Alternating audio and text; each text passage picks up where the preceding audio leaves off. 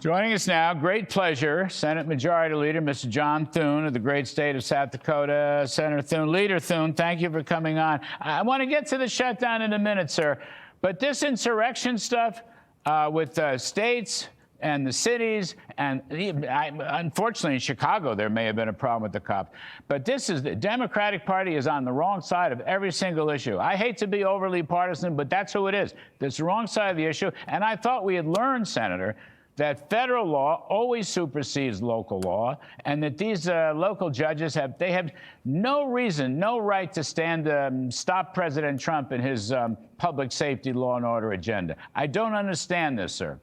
Yeah, well, you had it right, Larry, and Alexander Hamilton was prescient yes. in how he addressed this. But what do all these states and all these cities have in common? They're all run by blue state governors, blue state mayors, who, as you point out, I mean, there is an anti-law enforcement bias in the Democrat Party, and it's part of the anti-Trump left-wing special interest movement out there who wants to oppose anything that President Trump is for. And President Trump, rightly, is for law enforcement and keeping people in communities and in their state safe. So this is a no-brainer, obviously, but I think the Democrats, to your point, are absolutely on the wrong side of this politically, and I think I think in the end they're going to pay a price for that. But they seem insistent on opposing Trump no matter what the issue is. You know, I want to get on to the shutdown and so forth, but we have learned through court cases, Supreme Court cases, lower court cases, federal law supersedes local law. Sanctuary cities have no legal standing if the federal law says no, and Mr. Trump has been very clear about those federal laws. Moving the National Guard around should be a minor issue, for heaven's sakes. This is as old as the Republic. I mean, it's all politics is what I guess I'm saying. You're right, sir. It's about Democrats who want to just get in the way of every Trump initiative and try to stub his toe. But they're the ones who are stubbing their toe. The country wants law and order. The country wants public safety. More than anything else, and what the president is doing in some of these cities is protecting federal law enforcement officers, which he has every right to do under the law. And so it is. This is a clear issue, and I think it's an 80-20, probably a 90-10 issue with most Americans. But it's blue state mayors and blue state governors, some of whom obviously have national aspirations. Remember, these are people who want to run for president, so they've got to do everything they can to oppose President Trump. But they are flat wrong on this, and I think hopefully the American people are going to let them know that. All right, so the shutdown stalemate continues. Democrats keep voting against the continuing resolution. You know, I'll just ask you, I repeated it from an interview last week with Speaker Mike Johnson. You've got a CR. You have a funding mechanism that would take us through whatever, Thanksgiving or something. The Democrats are opposing this, and I think that gives the GOP the high ground in this debate. It's not like other shutdown situations. You already got it. You've said here, we'll talk about other stuff later, but we don't want to. It's the Democrats who seem to be in favor of the shutdown. They are, and I hope that people are beginning to realize that. Nobody likes shutdowns. Nobody gains from a shutdown, Larry. But the truth is, in this case, we've put before them something they voted for 13 times when Biden was president and when the Democrats had the majority in the Senate, a short-term funding resolution to keep the government open while we consider, in this case, other appropriations bills to fund the government for the full year. This is very straightforward, but they have decided to hijack it and make it about everything else on their agenda, most of which is all new spending, $1.5 trillion in new spending, making free health care available to non-citizens. This is what they've staked their claim on. And they're wrong. And I just think that hopefully the American people see through it and understand that we do have a clean funding resolution, something they voted on 13 times in the past. And it will keep the government open. And if they want to have a conversation about some of these other issues, I've said we're open to that. But you got to open up the government first. Where do you think the off-ramp is going to be, Senator Thune?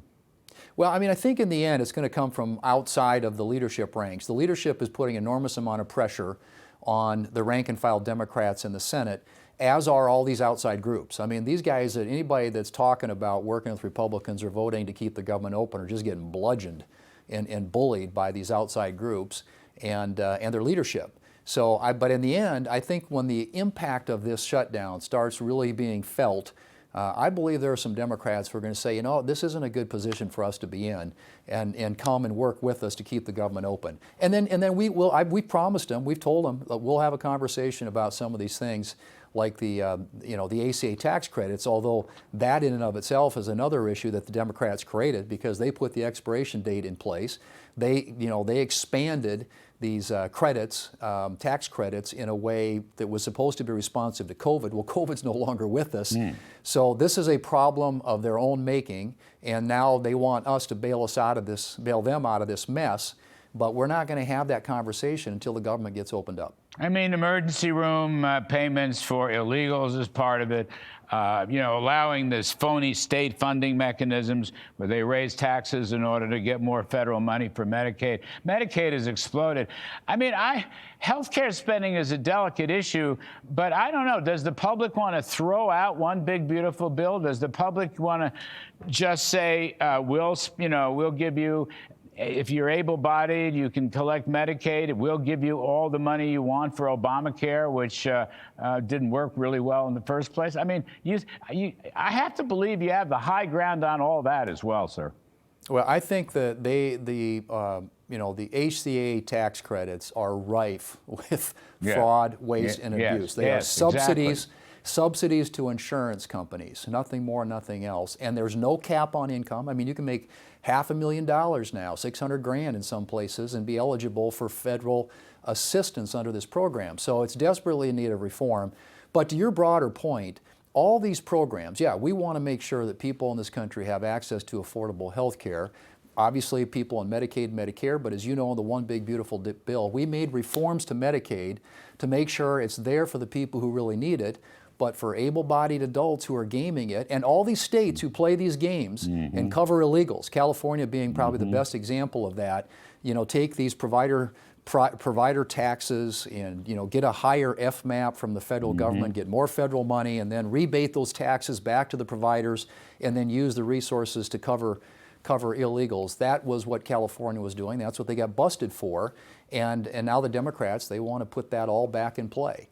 So these are important issues. They're issues that are we think need to be addressed on behalf of the American people, but not in a way that is such a bad return for the American taxpayer that actually is inflationary when it comes to health care costs and to premiums and insurance and everything else, in a way that honestly skews these programs toward people who, in the expanded population, are able-bodied adults, ought to be working, and ought to be able to get other health care options available to them. So we're willing to have that conversation, Larry, but it doesn't fit here.